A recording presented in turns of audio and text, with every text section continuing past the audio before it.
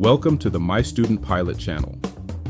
My name is Dan, and in this video, we will be discussing the hidden dangers of training at a Part 141 pilot mill. Also, if you are enjoying this video, please subscribe to our channel for the latest in pilot training and career advice. Some Part 141 flight schools, often referred to as training mills or pilot factories, promise a fast, structured pathway from zero time to an airline-ready pilot in record time. For many aspiring aviators, these schools look like a dream come true. A streamlined syllabus, professional instructors, brand new aircraft, and the promise of an airline job within 2 to 3 years. But behind the glossy brochures and YouTube ads, there are important warnings every student should consider. While many pilots do successfully launch their careers from these schools, others face setbacks, burnout, or debt that can take years to recover from. If you're considering going all in at a Part 141 training mill, here's what you need to know before you sign the dotted line. The one-size-fits-all training pace. One of the biggest selling points of a Part 141 school is speed. The FAA-approved syllabus is designed for efficiency, pushing students through their private, instrument, commercial, multi-engine, and CFI ratings on a tight schedule. That works for some students. But what if you need more time to master certain skills? The risk. These programs are often inflexible. If you fall behind, weather delays, medical issues, financial hiccups, or simply needing extra practice, you may get pushed into remedial training that's not covered in your package price. Some students are even asked to leave the program if they can't keep up. Solution. Ask the school about their policy if you need extra lessons and what the costs are for remedial flights. Slow and steady often produces safer, more confident pilots. Instructor turnover and time building. Culture. At many Part 141 schools, instructors are fresh graduates working toward their 1,500 hours so they can move on to the airlines. This time-building culture means your CFI may leave halfway through your training. The risk. High instructor turnover can result in inconsistent teaching, gaps in your training record, and having to relearn your progress with a new instructor. Every new instructor has their own style, and that can cause confusion and lost time. Solution.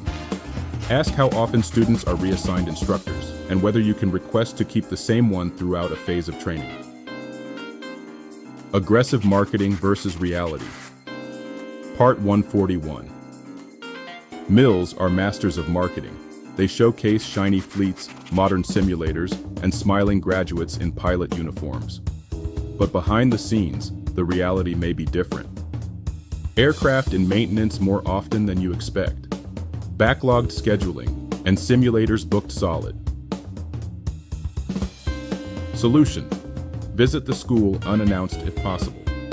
See how busy the ramp really is and how often planes are flying versus parked. The risk. You may find yourself grounded more often than advertised, waiting for aircraft or simulator time while your training momentum stalls.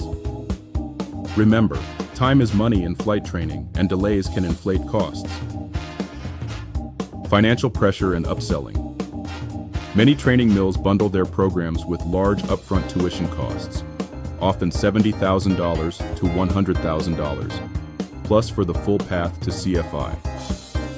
It's usually financed with private loans. The sales pitch is that you'll make it back quickly as an airline pilot.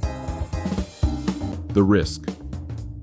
If you drop out, get delayed, or fail multiple check rides, you could be left with tens of thousands in debt and no career to show for it. Some schools also upsell extras like advanced type ratings or bridge programs to specific airlines, sometimes before you even finish your commercial license. Solution. Avoid paying everything upfront if possible. Pay in stages or per rating, so you're not locked into a huge debt if plans change. Burnout is real. The accelerated pace of a Part 141 school can mean multiple flights a day, combined with ground school and simulator sessions in the evenings. It's not unusual to fly 6 days a week with little downtime. The risk. Fatigue impacts learning, safety, and morale. Students under extreme pressure can become frustrated, make mistakes in training, or even lose their love for flying entirely. Solution: schedule rest days. Even if the school doesn't require them, build them into your routine to stay fresh and safe. Weather and location challenges. Many training mills are located in sunny states like Florida, Arizona, or Texas, chosen for their ideal year-round weather. But even in those locations, storms, wind, or extreme heat can cancel flights. The risk. If your training is booked tightly, weather delays can disrupt the schedule and cause you to fall behind, which can result in extra costs or compressed catch-up sessions that skip valuable practice. Solution: ask how the school handles weather delays and whether they build extra time into the program for these disruptions. Limited real-world experience accelerated. Part 141 programs focus heavily on training in specific areas around the school's base airport. Many students graduate having flown in mostly perfect weather and familiar airspace. The risk. When you step into a real airline or corporate cockpit, the variety of conditions, terrain, and busy airspace could be overwhelming. Some graduates admit they feel less prepared for real-world decision-making outside the controlled training bubble.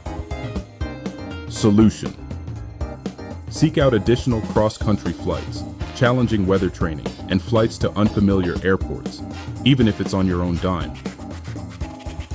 The guaranteed job illusion.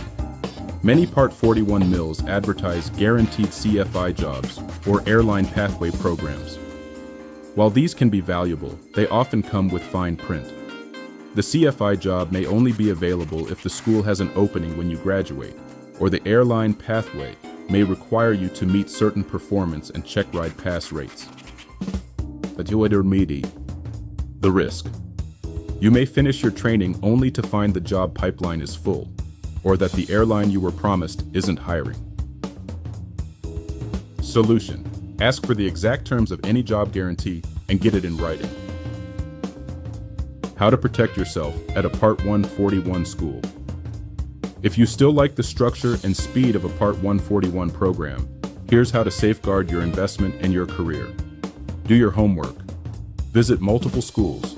Compare tuition, aircraft availability, instructor quality, and graduate hiring rates. Talk to current students. Ask about delays, hidden costs, and instructor turnover. Students will tell you what the marketing materials won't. Read the contract. Look for clauses about refunds, remedial training fees, and program withdrawal policies. Have a backup plan. If you get behind, know whether you can transfer credits to a Part 61 school or another program. Focus on quality, not speed. Remember, airlines care about skill, safety, and professionalism. Getting done fast is meaningless if you're not truly ready. So in summary, Part 141 training mills can be a fantastic way to become an airline pilot quickly, if you're disciplined, adaptable, and prepared for the pace. But they can also be a trap for students who aren't ready for the demands, financial risks, and reality behind the marketing. Before you commit to a school that promises to launch you into the cockpit in record time, ask the hard questions, verify the answers, and protect yourself from the pitfalls. Because in aviation, as in life, it's not just about how fast you get there. It's about how safely and successfully you arrive. Like this content? Hit the like button, subscribe, and share it with your fellow pilots. For more training tips, check out our blogs at mystudentpilot.com, where your journey to the cockpit takes off. Thank you for watching.